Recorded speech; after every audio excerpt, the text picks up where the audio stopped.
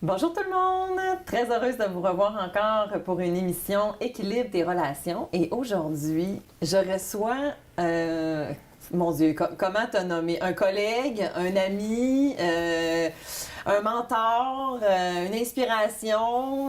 Bref, je pourrais encore en rajouter. Miville Tremblay, allô? Allô, allô, ça me fait plaisir. Merci de l'invitation. Tellement contente. Moi aussi. Miville, tu es avocat de profession. Oui. Tu es médiateur familial depuis, mon Dieu, Début des années, en fait, fin des années 90 déjà. c'est ça, là, tu sais, Déjà, fait qu'on parle ici, 25 ans. tu as un peu d'expérience. Un petit peu, un petit peu. Et je ne fais que ça, donc évidemment, là, je ne fais pas de ce qu'on appelle du litige. C'est ça. J'ai décidé, moi, de ne plus faire de procès parce que je crois beaucoup dans la médiation. Alors, je fais ça à temps plein. Donc, Exactement. ça me permet d'en faire plus souvent que quelqu'un qui fait ça à temps partagé. Là. Et tu as d'ailleurs été énormément impliqué, en fait, au sein de ton ordre, au sein du barreau du Québec. Oui, absolument. Tu as développé des formations, tu as donné des conférences ailleurs dans le monde aussi, comme entre Ouais. autres, en fait, à Paris ou dans Ouais, le secteur en de France, l'Europe. Ça paraît bien, hein, c'est le fun. C'est toujours le fun, ça, sur un Mais CV. ce qui est intéressant, c'est qu'en France, ils viennent chercher l'expertise québécoise. Alors, La législation est pas américaine pareille. en français. C'est ça. Alors, parce que c'est des influences américaines, ils viennent chercher l'expertise québécoise qui est en français pour amener ça en Europe. Alors, c'est pour Exact. ça qu'il y a des ponts comme ça de formation avec la France. Oui, exactement, exactement, OK. Puis aussi, tu as développé le concept beaucoup de justice participative. Ouais. Et tu as été aussi, tu as reçu une distinction comme avocat émérite. Oui, j'ai Comment cet honneur. comment on fait pour avoir cet honneur-là, justement? Bien, en fait, c'est un bel honneur. J'en suis très reconnaissant. C'est beaucoup par l'implication. L'implication au sein du barreau, dans la communauté aussi, le développement de la justice participative, la diversité au sein de l'ordre professionnel aussi. Donc, plusieurs chapeaux que j'ai portés au cours de nombreuses années qui fait en sorte que, quelque part, ils ont dit ça vaut la peine de reconnaître Miville pour ce qui a été fait jusqu'à maintenant. Puis, ben, c'est de continuer après ça, de s'impliquer et d'essayer de faire une différence, tant en matière de justice qu'en matière pour les citoyens. C'est ça, Alors, absolument. c'est ça la justice absolument. participative aussi, là, c'est de rendre tout ça Tout à fait. facile et accessible. Puis avec un peu brin d'humour en plus, tu es diversifié non pas seulement dans ta pratique, mais aussi tu es reconnu en fait pour tes magnifiques Ben vestons dont aujourd'hui tu me fais l'honneur. J'adore ça, j'adore ça. Il y a des attentes maintenant, donc je dois C'est ça, répondre hein? aux attentes. Ben oui, c'est comme un personnage un peu là, quand je donne des formations. Alors ça marque l'imaginaire, ça crée de l'attention, les gens, bon, c'est un peu ludique et tout ça, on s'amuse Exact. avec ça. Là. Exactement.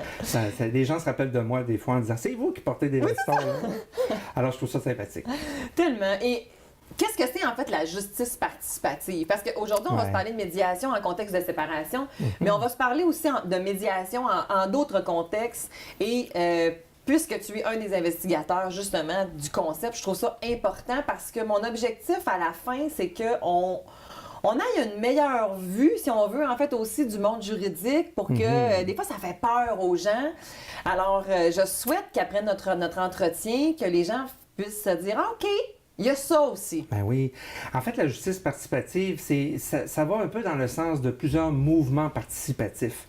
On va parler d'éducation participative, on va parler de médecine participative, on va parler de démocratie participative. Le côté participatif, c'est d'intégrer le citoyen dans la démarche. Ici, dans la démarche de justice. OK. Alors, quelles sont les attentes du citoyen qui a un besoin de justice? C'est pas toujours d'aller devant les tribunaux, OK? Et il ne faut pas confondre accès à la justice avec accès aux tribunaux. C'est deux choses tout à fait distinctes. C'est un grand mythe, ça, en C'est fait. un grand mythe. Non, on veut pas aller avec les avocats, je veux pas aller en procès. Ben, c'est ça. Attends un petit peu, puis, Ben, la plupart des dossiers ne vont pas à procès. Alors, la plupart des dossiers sont réglés hors cours, que ce soit par les parties elles-mêmes, en médiation, entre autres, négociation directe, ou par l'entremise des avocats qui vont régler 9 dossiers sur 10. C'est 90% des dossiers qui sont réglés sans même se présenter à la cour. Donc, les gens ne connaissent pas ces éléments-là de l'accès à la justice. Alors, si les gens savent que la justice ne se passe pas que devant les tribunaux, c'est important à ce moment-là d'être sensibilisé et de poser des questions en fonction de ça. Alors, exemple, j'ai pas les moyens d'aller devant les tribunaux, j'ai pas l'énergie, j'ai pas la santé, ça me stresse trop, je veux pas aller devant les tribunaux. Par contre, vos besoins sont pas moins importants. Exact. Alors, qu'est-ce que vous recherchez? Bien, j'aimerais ça avoir une solution qui peut être dans le relationnel, dans le respect de d'autres, faire réduire le stress, la gestion du temps aussi, la confidentialité. C'est tous des éléments qui sont de plus en plus importants qu'on peut gérer hors cours. Alors, la justice, c'est pas que devant les tribunaux. Alors, quand on parle d'une justice participative, c'est de remettre le citoyen au centre de l'intervention. Et là, quand on rencontre le client en tant que professionnel, là, moi en tant qu'avocat, mais notaire, psychologue, peu importe, c'est qu'est-ce que vous recherchez? Ben, je veux en finir, je veux avoir une reconnaissance, j'ai besoin d'excuses.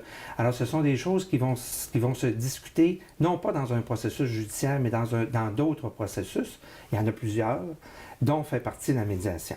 La médiation, c'est celui qui est probablement le plus connu, le plus utilisé aussi, mais il y en a d'autres. On peut parler de la combinaison médiation-arbitrage, on peut parler du droit collaboratif, on peut parler de la négociation directe. Est-ce qu'on peut parler de la justice, pas participative, pardon, mais la justice réparatrice? Oui, bien, la justice réparatrice, c'est une branche de la justice participative, mais c'est en matière pénale, criminelle. Alors, par exemple, avec les jeunes contrevenants. Oui. Alors, est-ce que c'est vraiment utile de faire, d'emprisonner un jeune, un ado, par exemple, de le mettre dans une maison pour jeunes délinquants ou quelque chose, ou bien si ça sera plus avantageux pour la victime, pour le jeune aussi, de le mettre dans un processus justement réparateur, un processus de réparation, où est-ce que là, le jeune va davantage se responsabiliser en étant mis en contact avec sa victime, en réalisant c'est quoi les impacts que ça a eu sur cette personne-là, et également pour la victime de je dirais, reprendre son pouvoir. De reprendre son pouvoir, puis de remettre à la personne qui lui a fait du tort la responsabilité de ce qu'elle a vécu. Chacun d'eux reprendre ce qui lui appartient finalement. C'est assez fascinant comme approche. Alors, mais dans un but, en fait, justement, de propulser le changement, de faire en sorte que la personne puisse ne pas reproduire, en fait. Dans le fond, c'est vraiment ça l'avouer. C'est de recadrer les gens sur la bonne voie. Tant, je dirais, le contrevenant que la victime. Parce que la victime, une fois qu'on a mis la personne en prison, bon, qu'est-ce qu'on fait avec les séquelles de la victime? Tellement, là. Alors, c'est pas juste au niveau financier, c'est pas juste au niveau matériel, c'est souvent au niveau physique, psychologique. Exactement, la peur, le traumatisme. Alors, confronter, en quelque part, ou remettre à la personne qui lui a fait ces torts-là la responsabilité, ça a des impacts. Puis c'est un processus qui est accompagné de professionnels. Là. Tu fais pas... non, c'est pas improvisé. Là. Non, puis c'est pas non plus toute demande qui va être acceptée. Là, ça prend des critères aussi là, pour arriver à ça. Ça n'écarte pas non plus le processus judiciaire en matière pénale criminelle. Tout à fait, tout à fait. Alors, le processus judiciaire tient place, mais ça peut devenir accessoire, ça peut devenir un complément aussi, ça peut devenir des mesures de rechange qu'on appelle, c'est-à-dire au lieu de mettre un jeune contrevenant, par exemple, en maison pour délinquants ou quoi que ce soit, on va plutôt l'amener vers des approches qui sont réparatrices. Donc ça, c'est une branche. Oui, c'est une branche. Si on revient plus dans la justice participative, dans d'autres formes, justement, on parle justement tantôt de la... Mais j'aimerais ça, en fait, t'entendre dire que, tu sais, des fois, les gens, ils vont avoir beaucoup de réticence à aller vers le système de justice. Puis là, ils vont se dire... Bien, tu sais, comme quand je reçois des clients en médiation, parce que je suis aussi médiatrice, des fois, je leur explique qu'on va se séparer de 3 manières. C'est soit dans notre cuisine avec l'information qu'on pense avoir puis ce que nos amis nous disent. On s'improvise. On s'improvise, puis tu te croises les doigts que t'as les bonnes infos. En médiation, où est-ce que là, on va être dans un processus participatif, où est-ce que justement les clients vont être au cœur du processus, absolument. ou en litige en cours, justement, où est-ce que là, on va avoir besoin d'aide. Mais dans tout type, mais si je ne veux pas rentrer uniquement, on va y aller en médiation familiale de type séparation, mais les gens, j'ai l'impression des fois qu'ils font une association. Dis-moi qu'est-ce que tu en penses, que quand je veux aller chercher un avis juridique, quand je veux aller m'informer sur mes droits, c'est comme si que j'étais en train de dire que je voulais aller me battre en cours. Oui, c'est ça. Est-ce que tu... En fait, à la base, là, c'est important que le citoyen comprenne que c'est lui le boss. C'est lui qui décide de l'intervention. Mais ça prend de l'introspection, puis ça prend aussi une connaissance de, justement, les différents outils là, de justice participative. Il n'y a pas qu'un processus, puis la justice, c'est pas juste un procès. Alors, aller chercher l'information auprès d'un professionnel, que ce soit un avocat, un notaire, un comptable, un psychologue, tu sais, à un moment donné, c'est complexe. Ça. Si on pense à la fiscalité, tu sais, si on enlève le droit, la fiscalité, mon Dieu Seigneur. Si une affaire complexe, c'est bien ça, là. Alors, est-ce que parce qu'on va voir un fiscaliste, ça veut dire qu'on s'en va dans un processus de contestation fiscale? Non. Ça veut dire qu'on va chercher l'information. Exact. À partir du moment que le citoyen a l'information, il peut diriger son dossier. C'est lui le boss. C'est lui qui va dire à son professionnel, non, je ne veux pas aller là, je vais aller là. Exact. Alors, poser des questions à son professionnel. Tu peux-tu m'orienter vers la médiation? Tu peux-tu négocier pour moi? Tu peux-tu m'inviter à un procès puis faire en sorte, c'est quoi les options qui sont offertes à moi? Et l'autre nuance que je vais apporter, là, c'est la différence qu'on peut faire en médiation versus qu'on n'aura pas en justice, c'est-à-dire dans le litige. L'image que je donne, là, c'est un œuf en coque. Okay? Ça semble être drôle, hein, mais on tranche l'œuf. Là. J'aime. Il y a un jaune d'œuf, puis il y a l'œuf au complet. Dans le litige, dans le procès, dans le processus judiciaire, on va gérer le jaune d'œuf, c'est-à-dire les questions juridiques.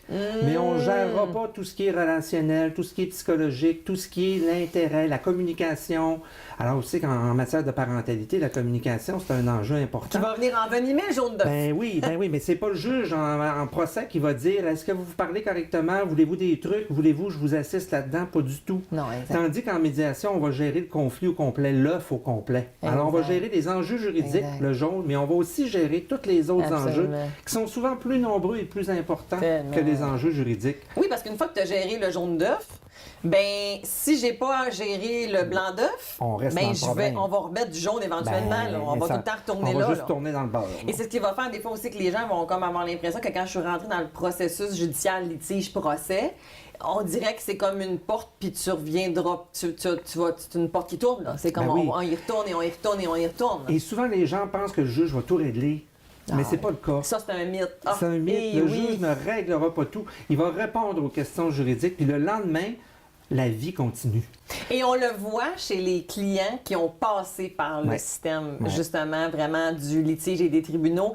Ils arrivent dans notre bureau avec toute une autre posture. C'est comme, non, je sais c'est quoi l'envers du décor.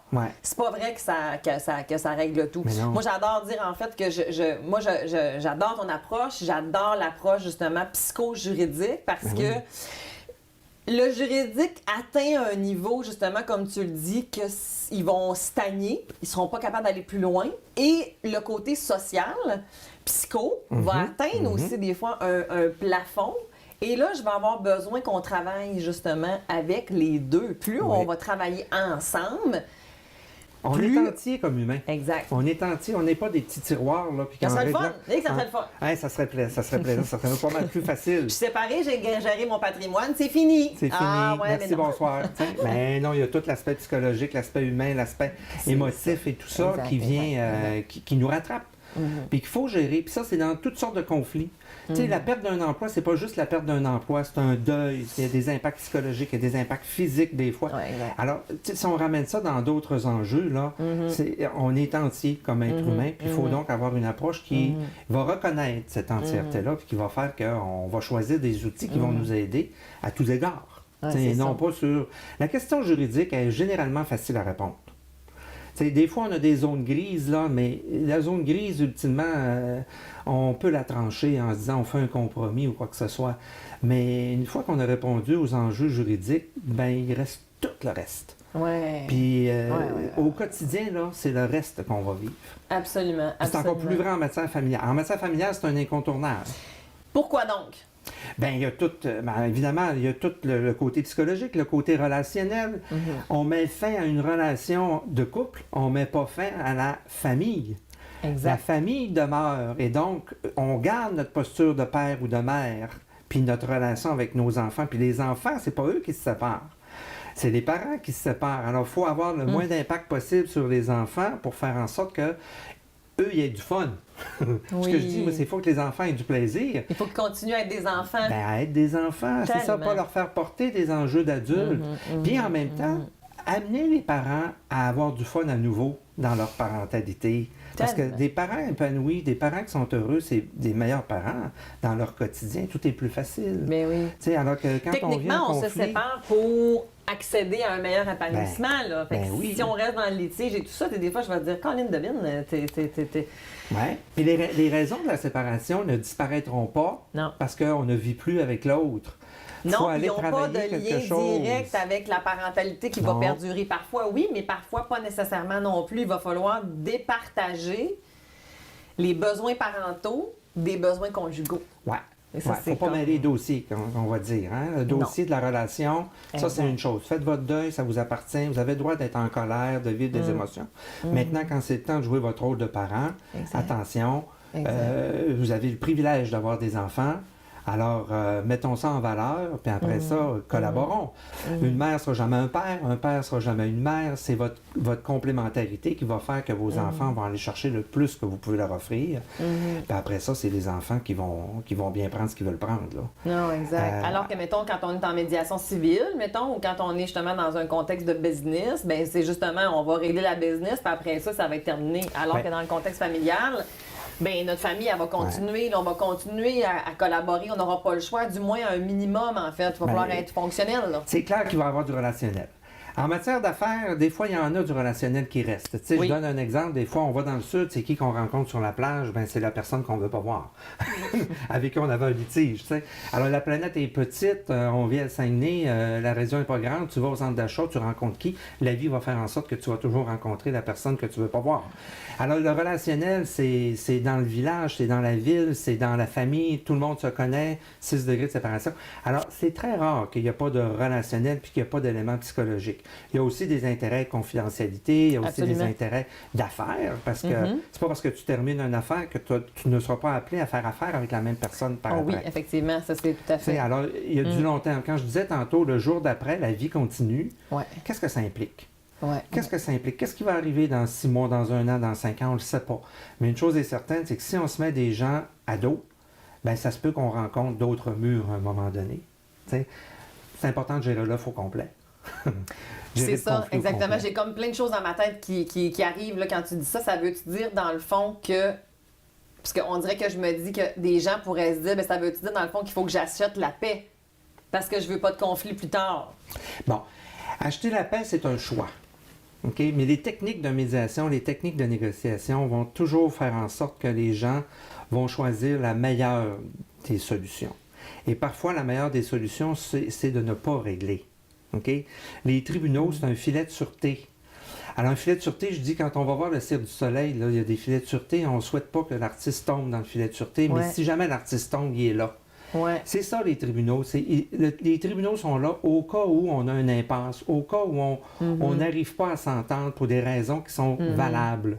Okay? Ça se peut des fois que on ait raison de ne pas s'entendre, des raisons de santé mentale, de trait de personnalité, d'incompréhension, de valeur. Une personne qui a une valeur, là, n'importe quoi peut devenir un principe. Là. Ah oui. Okay? C'est pas une question d'argent. C'est pas mais des fois, c'est une question de principe, je ne paierai pas. Bon, ben à ce moment-là, le principe, il ne se conteste pas. Il se vit, il se choisit, c'est personnel. Fait qu'il faut vivre avec ça. Puis des fois, on arrive à faire cheminer les gens dans leurs principes. Mais si on n'y arrive pas, bien, les tribunaux vont choisir, vont trancher, mais pas sur le principe. Ils vont Puis trancher des fois, c'est là où est-ce qu'en familial, je trouve que c'est encore plus complexe parce que parfois, justement, de prendre des décisions qui vont avoir un impact à long terme, quand je suis plongée dans ma souffrance, quand mon deuil n'est pas complété, ce qui peut parfois être tout à fait long, bien, ça peut amener parfois peut-être biaiser mes décisions. Ah oui, oui. Il faut faire attention quand on prend des décisions qui sont fondées sur des émotions versus des décisions qu'on arrive à être rationnelles. Faut pas justement... Puis comme médiateur, on est prudent par rapport à ça parce qu'on va le voir des fois des gens qui vont dire « Je veux juste en finir, je suis prêt à signer n'importe quoi. » On le sait, on ne fera pas une signature là. Non. On va faire cheminer les gens, on va les amener à retrouver leur côté rationnel. Des fois, on va leur dire « Vous devez aller consulter avant de signer. » C'est ça. Je laisse la maison, je veux juste comme... Non, on le sait qu'on ne signera pas ça. Là. Non. Ça n'a pas de sens. Puis on sait que dans 6 mois, la personne va regretter. C'est ça. Parce que l'émotion va passer, parce qu'à un moment donné, on va récupérer notre capacité d'être rationnel, puis on va dire qu'est-ce que j'ai fait là. C'est pas un piège, la médiation. On ne réglera pas à tout prix. Des fois, le compromis, il sert les deux parties. Il sert les gens. Arriver puis dire je vais, OK, je te laisse la maison parce que je pense que c'est dans l'intérêt des enfants. C'est pas payant pour moi, mais je pense qu'on a une valeur ajoutée pour telle raison. Exact. Le compromis, il devient logique. c'est pas dans le tordage de bras, c'est pas dans la fuite, c'est pas dans l'évitement. Mais quand on sort de nos positions, puis qu'on rentre en collaboration pour faire valoir les besoins des enfants, mais des deux parents. Des parents, de tout le monde. On arrive à quelque chose qui va se maintenir beaucoup plus longtemps dans le temps, je pense. Ouais, qui fait du sens. Absolument. Qui fait du sens et qui va ramener les gens à maintenir le cap versus une décision qui nous est imposée. Tout à fait. La décision imposée, là, quand il faut la vivre après, là, on se lève à tous les matins avec quelque chose. Ça, c'est vrai que des fois, les gens vont aller justement au tribunal avec une espèce de prétention de croire que le juge va aller dans leur sens, puis qu'après coup, je regrette parce que je pensais pas que, tu sais, des fois, il va aller complètement ailleurs. Puis là, les deux sont comme... Oh, on voulait pas ça, tu sais, Ben oui. c'est comme... Ben oui. Puis moi, des fois, je dis, écoutez, c'est comme aller au casino, là, aller devant un juge. On lance les dés, puis on espère que ça tombe sur le bon chiffre. Là. Ouais. Mais autrement, des fois, on a deux bonnes positions. Le juge va choisir laquelle. Oui, c'est ça. Tu sais, ça peut être, c'est-tu du 50-50? Bon, ben faites pile ou face, c'est du 50-50. Et ça, en médiation, ça a-tu sa place? Est-ce qu'on peut justement nommer comme comment ça pourrait... Tu sais, mettons, quand on voit que ça devient de plus en plus litigieux, est-ce qu'on peut comme nommer que voici qu'est-ce qui vous guette? Tu sais, pas dans un but de faire peur, mais dans un but d'être réaliste. D'être réaliste. Et ça s'appelle la solution de rechange, mon plan B. Ouais. Si j'ai pas d'entente ici, c'est quoi mon plan B? C'est d'aller en cours. La réflexion ne s'arrête pas là. Si je vais en cours, c'est quoi les conditions? Exact. Alors, ça va prendre combien de temps? Ça va coûter combien? Et quelle est la gestion du risque? En cours, moi, comme avocat, j'ai jamais garanti plus que 50% de chances de réussite. Ben. Parce que même si tu as le meilleur des dossiers, il reste que le client doit performer en situation de stress intense. Des fois, j'ai des clients qui oublient leur adresse. Là. Ils oublient des fois leur date de naissance tellement qu'ils sont stressés. Oui, c'est vrai que ça fait un peu comme pièce de théâtre, en fait. Écoute, ils arrivent et ils sont démunis. Ouais. Après ça, il y a la performance, puis après ça, il y a la compréhension du juge, puis la décision du juge sur laquelle on n'a aucun contrôle. Fait que c'est beaucoup de gestion de risque là, en cours. Là, le meilleur des dossiers, moi, c'est 50% de chance de réussite.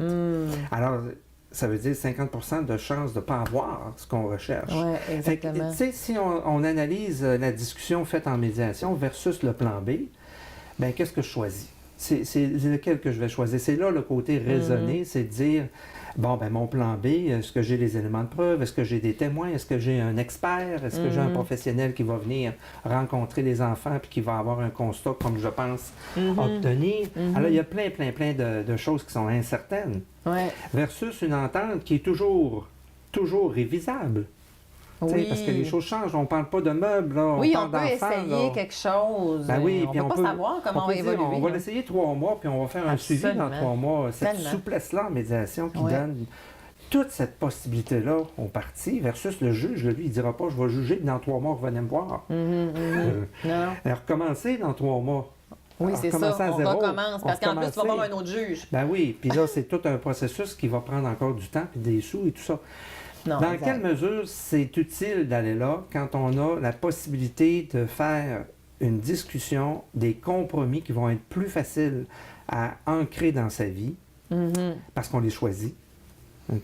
Puis évidemment, il y a un cheminement dans ça. Là. Oui, il y a des deuils, oui, il y a des, il y a des émotions, il y a de la tristesse. Mais en bout de ligne, on fait du content-content. Je ne dis pas gagnant-gagnant, parce que psychologiquement, on s'attend qu'il y ait un perdant quand il y a un gagnant. Mais du content-content, c'est-à-dire une satisfaction globale qui va être porteuse de quelque chose pour que le jour d'après soit plus...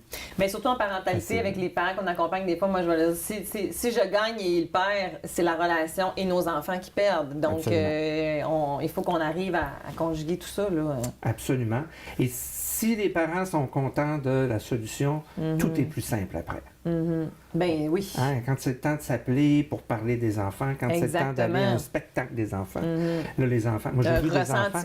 J'ai eu des enfants, à un moment donné, là, qui se rendaient malades. L'enfant avait un spectacle à l'école.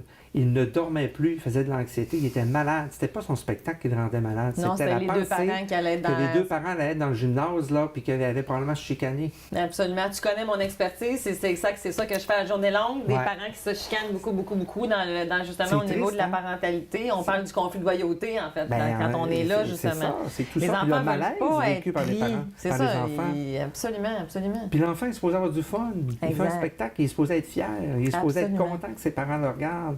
Il Ouais. est supposé simplement faire ses petites erreurs d'enfant, Tout à puis fait. pas se préoccuper de comment papa et maman vont interagir. Exactement. C'est toute une responsabilité pour un Vraiment. enfant. Là. Mon Dieu, Miville, je t'écouterais pendant des heures. Le temps file et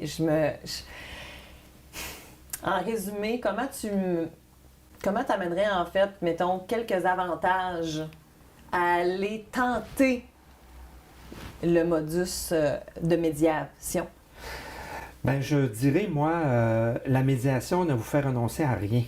Si la médiation fonctionne, vous sortez de là avec beaucoup de choses, de valeur ajoutée. Et si ça ne fonctionne pas, vous avez renoncé à rien. Ça sera toujours le temps d'aller utiliser le filet de sûreté. Il reste là, le filet de sûreté, les tribunaux. Puis advenant qu'il n'y a pas d'entente en médiation, les avocats pourront négocier aussi d'autres possibilités. Mais ultimement, pourquoi ne pas, c'est le beau risque, je dirais. Tellement. Pourquoi ne pas l'essayer puis de faire confiance aux professionnels là, qui ont des techniques pour amener les gens dans l'ouverture, la gestion des émotions. C'est normal d'avoir des émotions dans le cadre d'une séparation. Oui, les médiateurs sont formés pour être en mesure d'accompagner autant le côté légal que le côté émotionnel, là, dans le fond. Absolument, là. on gère l'œuf. On gère l'œuf au complet. On gère l'œuf! C'est ça. Exactement. Miville, je te remercie vraiment d'avoir été avec moi. Bien Merci. entendu, les gens, s'ils veulent te suivre, s'ils veulent avoir des services, toutes les informations, là, en fait, seront dans l'épisode d'aujourd'hui.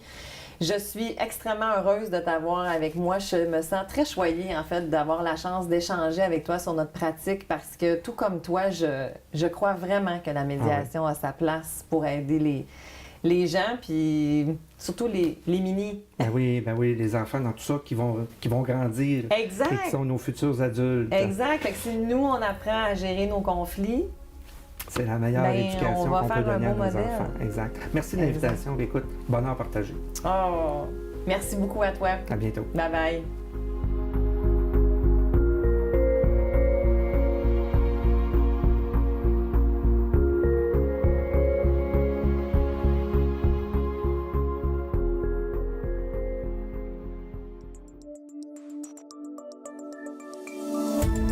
Cette émission d'Accès est appuyée par Cogeco et est rendue possible grâce à la collaboration de la communauté avec Nous TV.